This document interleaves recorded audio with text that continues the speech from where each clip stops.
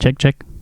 So when I was young, I used to look down upon people who are playing Schmups. I was studying game design and I didn't really understand what was the big deal about these extremely simple games where you just control a ship and you shoot and you dodge stuff.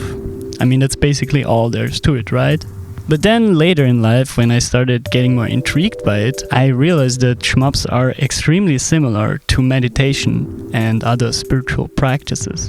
There's an undeniable similarity between playing a Shmup and being a monk or a person on the spiritual path. And I know this sounds like a lot of woohoo and heebie-jeebie, but we'll get to that. So Shmups, or shoot-'em-up games, are really popular in Japan.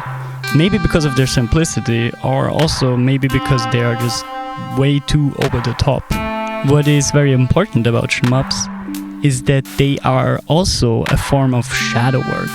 So what is shadow work? Shadow work is when we try to deal with our other side, with the negative aspects of our being. And in a Shmup, we kind of seem to forget about everything, and it puts us right on the spot. Like, there's only this moment. So what makes Shmups and meditation similar? Well, in psychology, but also in game design, and I think also in spirituality, but I don't think it has the same name, there's this concept of flow, or the flow state. Basically what flow is a state where the difficulty of the task that you're doing is exactly at the spot where you stop to forget about what you're doing in the first place. But it's still challenging enough that you're not getting bored. And meditation is very similar. When you play a Shmup, it puts you right into the flow state. As soon as you hit play, you are flowing. I'm not suggesting that Shmups are a replacement for meditation, because they are both wildly different, but they definitely put you, or they make you reach the same state of being. Meditation comes from one end and deprives you of your senses, and Shmups come from the other end and they overload you with sensory things like effects and colors and music and explosions and precise movements that you have to perform. And from these both ends, you reach a form of omnipresence, a form of being in the moment that is similar to meditation. In Schmups, your brain gets flushed with so many effects that you reach stillness. And in meditation, your being is deprived from all of what you are, and stillness remains the same. Often I think about what is the end goal of meditation, and it changes drastically on who you ask or what spiritual belief you follow, or which guru you ask, who you're talking to. Everyone will tell you a different thing. I, for myself, think that meditation is a state of non-labeling, while purely being, which means you see thoughts. It's not like you are completely empty, but you are seeing thoughts and you're like, that's happening, but I don't really care what it is. It's not like you say, oh, this is a tree. You're just like, yeah, it's just a thing that's there, you know? To meditate and meditation are two separate things, however, because one can be achieved with the other. Meditate, like the act of meditating, is just to sit down and try to be in the moment. Meditation, however, can be achieved through many things. Some people walk to meditate, some people get beat up to meditate, like monks. Some people beat up other people to meditate, like monks. And some people say, oh, I'm cooking in the kitchen and that's why I'm not feeling any thoughts or having any thoughts. And they call that meditation. And the same can be said for shmups. When you are shmupping or when you're playing a shmup, it can be a form of meditation where you do something and you reach the same state, the flow state, by just simply playing the shmup. You can argue that this state is called nirvana or samadhi or whatever. There's many terms for it, but in psychology we just call it the flow state. And you can achieve this through meditating, and the state is also called meditation. Many people say you can only reach the state of meditation through meditating, but I'd argue that we need to go a step further and find the state of meditation in everything we do. Meditating is just like a guiding path towards the thing you want to achieve. So, for example, you meditate and you reach meditation, and then you stop meditating, but the state of meditation should continue on throughout the day. A lot of people see meditation as this like new age thing, self-improvement thing you do in the morning for 20 minutes, and then it's done, and then you go about your day, but you still worry about stuff. The true purpose of meditation is to continue this state throughout the day. And this can be done with SHMUP, with playing a SHMUP as well. So you can play a SHMUP, reach the state of meditation, and once you're done playing, you can say, oh, wait a minute, I can continue this flow state throughout my day, even though I'm no longer playing the SHMUP. So try to reach the state of meditation and hold on to it and stop labeling things throughout your day.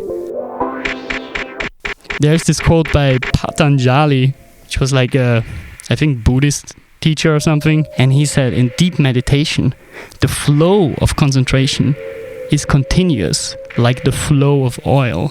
So SHMUPs are one of the easiest gateways to such states of being. Of course, there's like other games that can invoke such states, usually non-turn-based games, because it puts you right in the spot. I mean, there are certain turn-based games where you can certainly reach a flow state, like chess or Into the Breach, I don't know, stuff like this, card games. But it's way easier to put you into the spot when it's like a flowing live action experience, like SHMUPs or esports. But the problem with esports and like fighting games, for example, like Street Fighter, is that when you play Street Fighter, you really need to play it for a long time to be able to get into the flow state. Because if you're a beginner, you just get your ass whooped and you're out of the flow state again. So only high-level play can induce a flow state in Street Fighter or other esports like Dota, League of Legends, stuff like that, Counter-Strike. The SHMUP, however, as soon as you hit play, no matter your skill level, you need to be in the state of flow. There is no other way around it. You press play, you put into the action, and you're forced to perform. Otherwise, you die. You need to act at maximum proficiency throughout your entire run. And the thing that the SHMUP does is that it challenges this maximum. You play and it gets harder and harder, which sets you more and more into the flow state. The longer you play the SHMUP, the more intense the flow will become. And at first, you think, oh wow, stage 1 is impossible. But then you try it over and over again and you reach this flow state of stage 1. But then the SHMUP throws you into stage 2, which is even harder. And then the things that were first deemed as impossible are now possible, but there's new impossible tasks ahead of you, and the difficulty goes up and up and up. So in meditation we can kind of achieve the same thing, because when we start meditating, it seems like everything is impossible. You know, you sit down and you're like, oh my god, there's so many thoughts attacking me, and I don't know how to stop thinking. But then the longer we practice, or the more we practice, the easier it gets to realize that these thoughts are not really attacking us. We just observe what's happening. And we go through stages of difficulty in meditation as well. So it kind of resembles playing a SHMUP. And if you think about it, in SHMUPs there's like these waves of enemies coming, you know? And in meditation, you're like sitting there and there's these waves of thoughts coming. And your goal is just to be like, yeah, whatever, shoot them down and continue. It's not important what they are or who they are. I just need to get rid of it to, you know, reach a state of flow. Which makes meditation something very unreal, but the realest thing that could ever be. Because we feel sensations, yet we're supposed to be completely numb about them. It's a very paradoxical practice. And I think the later stages of meditation, when you meditate for like an hour or 2 hours, and you start meditating for like multiple days in a row, the latest stages of meditations, they're indescribable because there's nothing really to describe. You cannot describe the way you're feeling because there's not really something that you feel. Yet there is this underlying bliss in not feeling anything. And the same can be said for playing a shmup. Like when you reach the same stage and there's like this overwhelming amount of bullets and stuff coming at you, you don't really feel anything, yet there's this exhilarating feeling that lies underneath all of it. And it's usually like stage 3 and beyond in most shmups that achieve these non-states of being by purely being consumed and completed. So once you master the shmup, you stop feeling, but at the same time, you feel as good as ever. At this point in our spiritual shmup journey, there's something we realize, and I think this is something that most people realize eventually in their life, is that as soon as we start thinking about what we're doing, we're kind of doing a worse job at it. So as soon as we start thinking, wow, there's a lot of bullets and oh my god, am I gonna dodge this or not? It becomes way harder to master the shmup itself. To master a shmup means to be purely present and act throughout our intuition only. So no more thinking.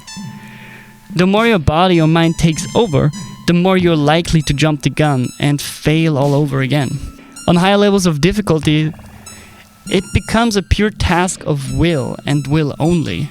It is no longer about thinking how you maneuver, it's more about going through the flow state and going through your intuition as if it would be a path. You need to completely trust the game and thus God in order to complete it. That's why a well-designed shmup is a game that you can trust, because you know that when you're performing at your maximum level, you're doing everything right. It's the only certainty that you can have that what the game throws at you is actually possible. And this is complete and ultimate presence right here, when you start trusting the game.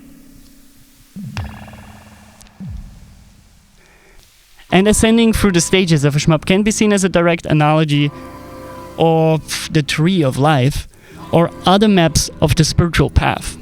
So most like secret orders and like Gnosticism and religions, they all have this map of the path.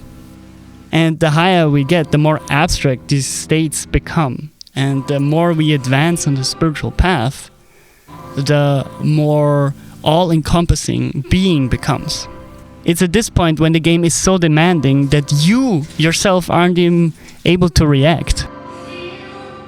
It's at this point where we leave the human physicality behind and the body becomes only a mere remnant of control. And the same happens in meditation. There's even people who say during meditation their soul leaves their body and goes to other realms of existence, also known as astral projection or out-of-body experiences.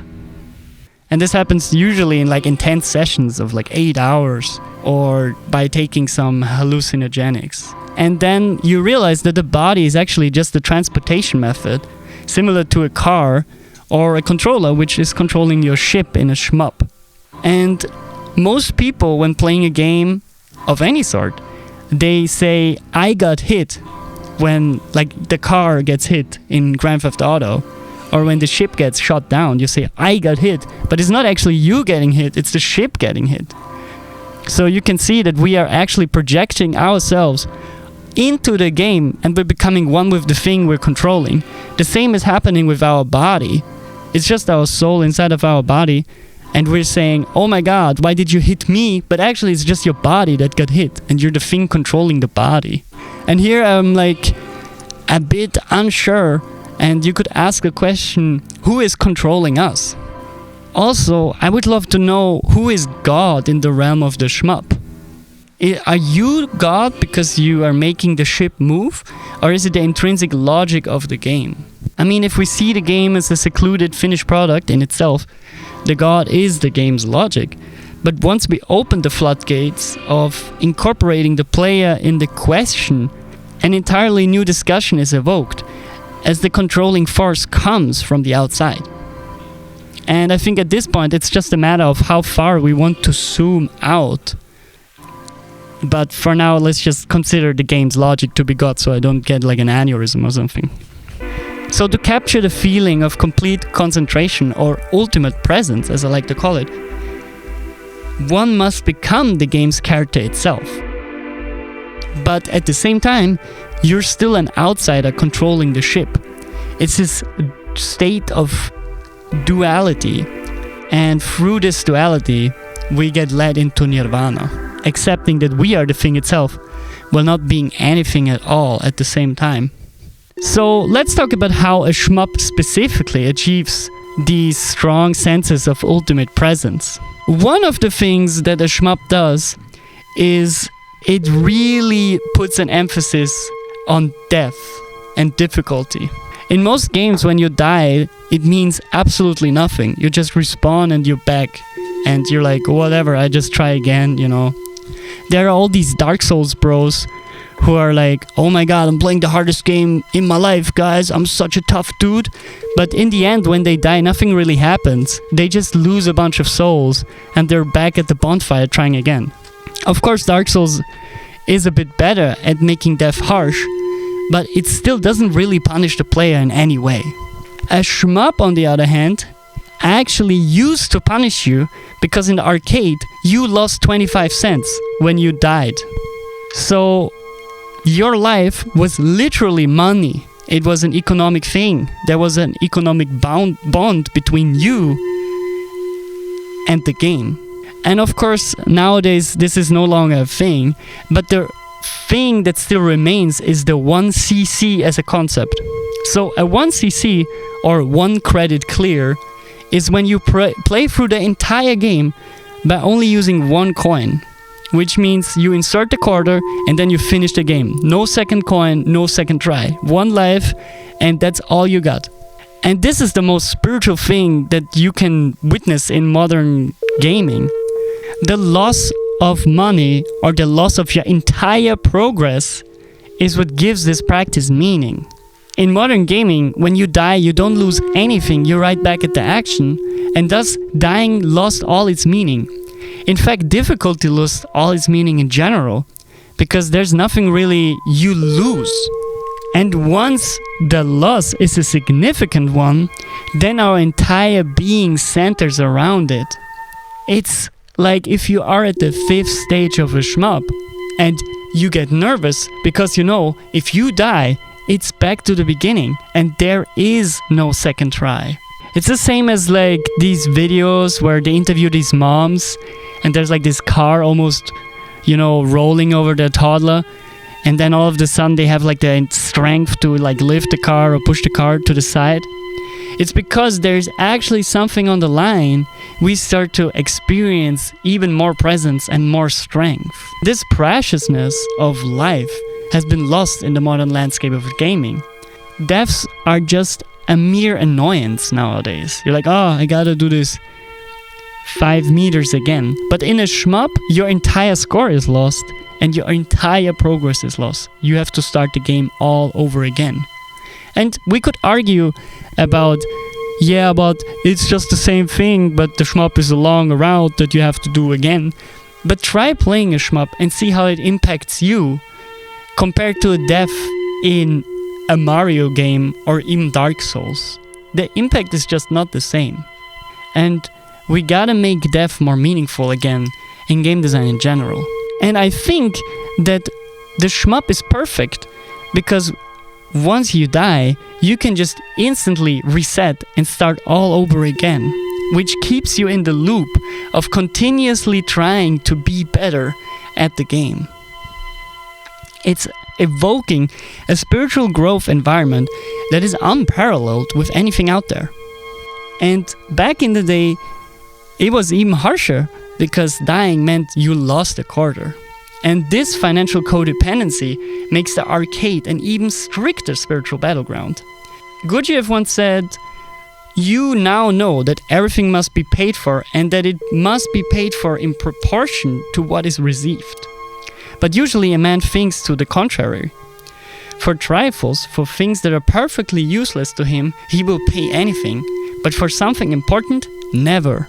And I think the console was the death of meaningful dying.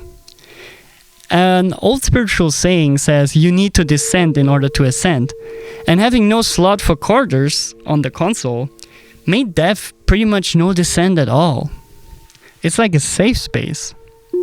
Through the slow but steady decay of the arcade, such important measures waned and eventually led to the complete security of modern gaming. And back in the days, there was a pay-to-play model, and nowadays, there's more like a pay-to-win model, which is like, it's gonna be easy, and you can pay to make it even easier. The inherent design of the quarter and the arcade and the economic bond are still in the shmup. This is why the shmup still works, because yes, you no longer physically put the quarter into the shmup, but at the same time, you still feel it in the design. You still feel the economic setback. And other games just don't have this. In some esoteric traditions, there's this concept of the tithe. I think it's called tithe or tif. I think it's tithe. And this just means that to be actually on the path of spirituality, you sometimes have to pay a certain amount of money to really show that you mean it. Like you have to pay for the retreat, or you have to pay for this class. Because how does the instructor know that you actually want to learn something about spirituality and you're not just LARPing and trying to be the cool dude who knows about chaos magic and stuff? Inserting a coin into machine is your tithe towards divinity. And to reach a state of flow or nirvana, we simply need to act in our truest form. We need perfection, and shmups are an art form that demands perfection. There is no room for error.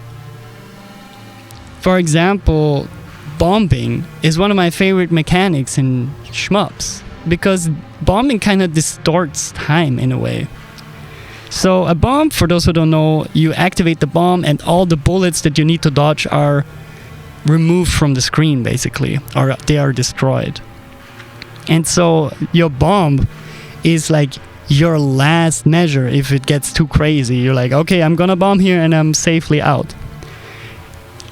And back in the day when there were not these features like auto bombing and stuff like this, you had to decide, is this a moment where I need to back off or not? Like, oh my god, it's getting too crazy, I'm gonna bomb here. And this was kind of putting you even more in the present, because now not only do you have to account the present, but you also have to account the future. And you have to think, oh my god, am I gonna die in 3 seconds or not? Or even less, it's like milliseconds most of the time. And nowadays there's like auto bombing, which is like when you get hit, it automatically bombs for you so you don't die, which kind of removes this aspect of being in the present and the future at the same time. But this keeps the player focused on being in two states of being at once. And these two states eventually merge into just being and projecting yourself into the future and recalling the timeline in the present.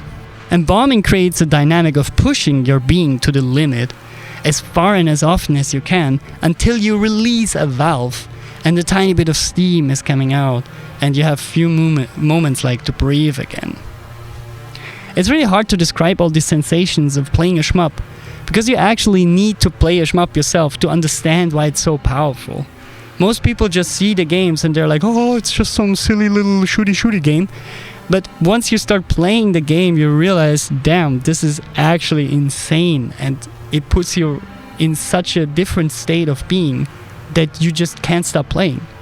And a lot of people shit on shmups, but they never actually tried one. So I really highly suggest you to go out and download some ROM, or don't do that, it's illegal, but just download a shmup and play it yourself and find out what it feels to be in the state of nirvana. And I think another thing that puts shmups on this like easy route to spirituality is routing, which is incredible for invoking flow.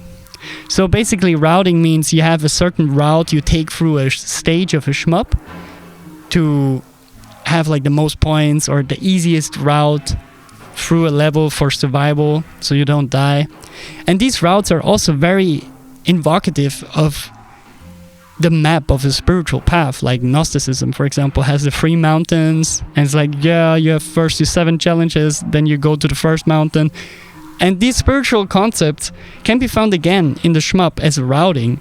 It's like, first you dodge these 3 enemies, and then you should, stay to the left so you can avoid the bullet pattern and stuff like this.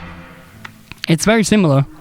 And these routes, like a lot of SHMUPs have an optimal route, or like a optimal route that is slightly changing based on like some item drops or bullets. And this routing puts you even more into the present, because it's like this path you're on that funnels you to the right place. And it's real similar to spirituality, where you have the spiritual path which you are on, but sometimes you just step off of it and it gets a bit messy, and then you return. Like everyone does this in their life. And I think also here a lot of games encourage risk taking in order to gain more points, because not only is there the 1cc, which is just I finished a game with only 1 quarter, but there's also the high score.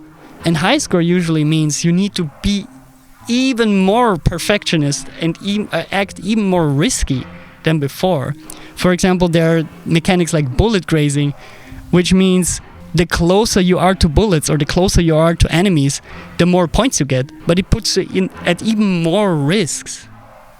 And it's way more likely that you will die and throw the entire run, which puts you even more in ultimate presence. And again, in order to ascend, we need to descend. So in order to gain more points, we need to, risk more things. Also through there's these concepts of chaining, where you have to chain enemies. So you have to leave some enemies alive so you can keep them in your chain and stuff like this, which makes the game harder, but you get more points, which puts you even more into the present moment. So the closer the game puts you to death, the more you are in the ultimate presence. A year ago I watched this epic documentary about the free climber Marc Andre, and he's basically climbing these giant ass mountains without anything, basically free climbing. He has no gear, not anything, and he always said that climbing the mountain is a transcendental experience, and sometimes he just doesn't remember anything because he was in such a flow state. And the reason why he is in such a flow state is because if he does one wrong move, he just falls off the cliff and he dies. It's over. So this is basically playing a shmup in real life, but you can actually die. And this likeliness to die is what keeps the ultimate presence strong, and probably as strong as ever. One single thought and he would slip, or he would put the pick in the wrong place and he is dead. And the same goes for a shmup. One single thought and the flow state breaks and you crash into an enemy, or you shoot the wrong way and you're dead, and your high score and your 1cc is lost. So the 1cc is kinda a summit that you have to climb, and we prepare for a climb with training and going over and over again before we can tackle the mountain without any gear. And in order to stay in the flow state of whatever we're trying to conquer, we need to learn the language of the thing that we're trying to conquer. For example, the language of the mountain is the geology, the weather, the paths, and everything that emerges when you are climbing. And the language of the meditation, for example, is your thoughts, the body, the visions, and the way you sit, the sense deprivation. So the language of the shmup would be the bullet patterns, the enemies, the routes, and everything that those create. And I just want to remind you of the visceral beauty and psychedelic images that complex bullet patterns create. If you look at the Toho Schmups, for example, the bullet patterns are incredibly well thought out and beautiful, and they kind of look like the psychedelic visions you have during LSD and psilocybin trips. And it seems like one part of the screen is meant for the player, but the rest is meant for the entire beauty of the world. It is meant for the game itself, or for God itself. The whole beauty of the world can be observed by you, but it was created by God. And once you're no longer worried about dying, or you're in such a flow state that the details remain irrelevant, you can zoom out and see the bigger picture. The person that is only seeing the imminent danger will never perceive the grand plan and the beauty of the whole. Just feeling what you're about to do is what you're supposed to do. And closer perceiving and labeling what is happening will lead to your demise, while completely zoning out will lead you astray. So what you have to do is be in ultimate presence to win. You have to see everything and nothing at all. It is a huge paradox, and you have to perceive without perceiving. Nothing is as exciting as finally pulling the 1cc off and seeing the final boss explode into 1,000 pieces. Each piece being one of your deaths that led up to the victory. And the satisfaction of your win directly correlates with the design of the game. If you played a very fair shmup that puts you into a great routing system with intricate scoring, you feel like you deserved it and you feel like you mastered some task or some skill like knitting, weaving, painting. But if the shmup was badly designed and you like kind of sort of like scammed your way through the game, it feels like you just did something dirty or you tricked someone, and it ended feeling like you just squeezed your way through an unnecessary task of annoyance. Because in the end, it's the way that leads to the mountain top that matters. It's the way that leads to the 1cc that matters. It's not the peak or the win, it's the entire journey. And I think this is where the comparison to meditation kind of stops, or it dissolves for most people. Because when you finally reach your goal, so you got the 1cc and you feel happy and you have like this body high and you're like, you do the pop off, you're like, yo, I'm so cool. It might only last for a very little while. And then the subtle bliss fades into obscurity and you're like, so what's the next game? Because you're addicted, you need the next hit. And it feels like as if the entire process of getting the 1cc was for nothing, and now the emptiness of completion reaches the dome of your being.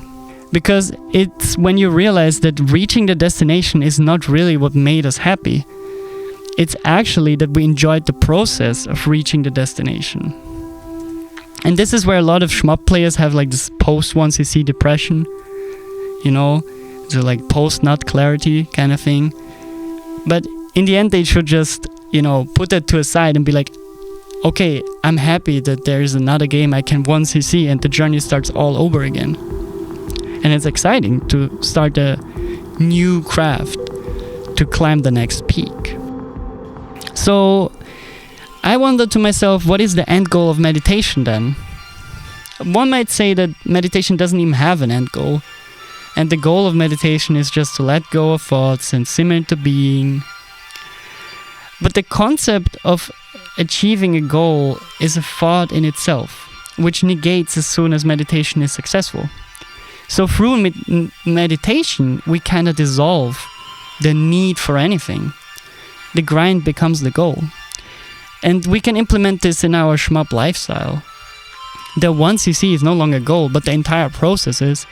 And thus, we no longer have any negative thoughts about getting the 1cc or having depression after reaching the level. Meditation leads to not labeling anything at all.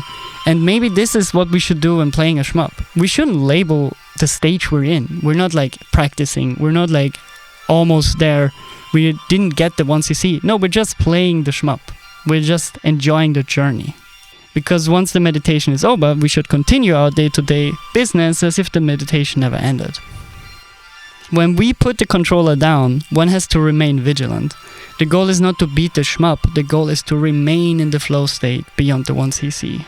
True shmup enjoyer knows that victory is just another state on an infinite road towards becoming a power player. And once we did the 1cc, we could even aim for higher goals, like the high score. Because it's human nature to purely aim for the next bigger thing. And yet, the extreme measures of shmups and the complete accelerationism of competitive 1cc collection leads to a fast understanding of the ultimate principles of life and presence itself. And the desire to disable the notion that video games are a competent field of self-improvement lies within the fanaticism of most spiritual movements. A lot of religions and secret orders, they have a strict rule sets that denies anything that gives you the slightest amount of pleasures. But I think we should expand our spirituality into everything we do, and thus the SHMUP becomes one of the most extreme and the most simple spiritual practices we can partake in. Some non-spiritual works lead to a fall, I'm for sure. But the true purpose of spirituality is to integrate it into our everyday life and in everything we do. Practices like meditating and playing a SHMUP are just the same thing, but one is more abstract and the other one is more hands-on. Abstaining from everything in life only works until you confront your true demons in the real-life circumstances that summon them. There's this story of a monk who was meditating his whole life, and he said he's ready to go to the city, and then he booked a train to the city, and he went down, and his colleague said, yeah, well, you missed the train, and he got extremely angry. Well, he got extremely angry because he missed the train. And all of a sudden, his entire years of practice were worthless. His first encounter with the real world made him so angry that he put all of his values aside. This is not spirituality. Sitting in a monastery and just chilling the whole day and believing you're the giga monk will not get you anywhere. What you need to do is take your spiritual practice to the outside world and actually use it. When fully understanding the implications of flow, that world will shape around you. SHMUPs come with an innate ability to trust the design of the artwork, and so does meditation and being in the present moment, as you start to trust the world itself. As soon as you trust the real world as much as you would trust the game, it becomes inevitable that you will pass whatever you're trying to achieve. You know for certain that the SHMUP is beatable, and so is life. The knowledge that there is a goal that can be easily achieved makes the goal achievable by you in the first place. And this is kind of how practices like manifestation work. And here is something that I think is very interesting, and I wrote my thesis about this earlier, is so the real world is bound to a karmic DDA system. So DDA stands for dynamic difficulty adjustment, which means that a game adjusts its difficulty according to the actions of the player. So if your mom is playing and she's super shitty, the game will get easier, but if your GigaJet Pro is playing, then the game will get harder. So no matter who is playing, the game has the exact right difficulty, which ensures a flow state. And real life is kind of like that. There is karma, which means whatever you do, you will get it back the opposite way. So if you do something bad will happen to you, and if you do good, something good will happen to you. So basically the world or life itself is bound to a DDA system. In SHMUP circles, the concept of DDA is known as rank. And rank makes sure that you have the exact same difficulty you need at your skill level. For example, a game that is often regarded as the best SHMUP ever made, Battle Garega, is synonymous or notorious for an intricate DDA system, where based on your actions, your rank either decreases or increases. So based on how you route through the game and based on which enemies you kill at which pace or how fast you're firing even, the game adjusts the difficulty. And here is where Magick comes into play. Now Magick is creating reality as you think of it, or through attention you create reality. And this is kind of what you can do with DDA, or this is kind of what good players do with DDA, because they purposefully play in a certain way to lower the rank or increase the rank when they need it to be increased or lowered. So for example, they have a difficult section coming up, so they just die on purpose in order to make the difficult section more easy, because the game thinks, oh, you're a pleb, so I'm gonna adjust the difficulty. And this is kind of how magic works in actual life, because the way you act in real life is the reality that will be shaped for you. This is a very advanced strategy in life and in shmups in general. And magic is just outsmarting and changing the course of natural ways beyond scientific understanding. And science would never consider the magical ways as understandable sets of circumstances as well. So a good shmup teaches us to be in the fullest presence imaginable and then to go beyond. What differentiates God from the game designer is the fact that the designer can have an oversight of dynamics. They think the DDA accounts for everything, yet it only takes a few non-conform practices to take the player off the mechanical grid of the game. And there's a huge discussion, and I'm gonna definitely make a video about this, if like the DDA system of Garega was intentional, and apparently it was, or if the genius of the game was actually a dynamic that was designed from the start. But here's like where you could argue that it actually wasn't and it was just circumstance, or you could argue that the developers knew that the people will start intentionally messing with the game, but people don't actually know, and it's very interesting to think about that. Because the tyranny of design is not applicable for the magician or the player that is aware of the DDA systems.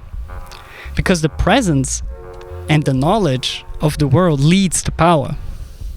And in some ways, meditation is less lenient than playing a shmup. Because meditation doesn't really have a fixed fail state. Because it either goes well and you progress on your spiritual path, or you fail and you just realize what went wrong, and thus you progress even further. And the same could be said for a shmup, even though the game says you failed. At the same time, actually, through every failure, you learn how to route better and how to go further in the next try. Because each failure pushes us further towards the goal. But we can know with certainty that we failed, which is a beautiful thing. And this knowledge funnels us faster towards victory, as the direction of victory is pre-imposed. And the real world seems chaotic and pathless sometimes, but only at first. Once you gain faith and the positive outlook on life, the karmic DDA system adjusts and follows suit to your state of being. And the road of victory will be laid before you in bricks of pure gold. But shmups will not really give you this realization on its own or on their own. You either have to go in with yourself already knowing it, or you learn it from a source or by yourself during meditation. We actually received a DM by a person who said that he kind of figured it out by himself, but then he read an essay on it and he realized that this was what he was already doing, using the shmup, in this case I think it was Devil Daggers, as a personal practice of spiritual growth. Because all of our personal knowledge is gathered through meditation. When we are thinking, quote-unquote thinking, through a problem, all we do is meditate until a solution will be presented. There is not really our being thinking, it is just God showing us the solution. And I'd actually argue that you never achieve something through thought. It is just your mind that is making you believe that it was you who came up with the path. So your ego is trying to tell you, yo, you came up with the thing, but in actuality, you just waited and meditated for it to be received. So God sent out the solution for you. And I think actually you will reap the benefits of playing shmups without even knowing it, and it will just come to you if you are playing it. So no matter who you are, if you play a shmup, the spiritual benefits will happen to you. But if you play a shmup knowing the spiritual benefits, you will increase it tenfold. Because once you are aware of what you're doing during a shmup, it becomes an integral part of your spiritual practice. It's that through presence you actually realize the knowledge gained during tasks. And before, it was just downloading content to your subconsciousness. because this is how the soul holistically masters ultimate presence.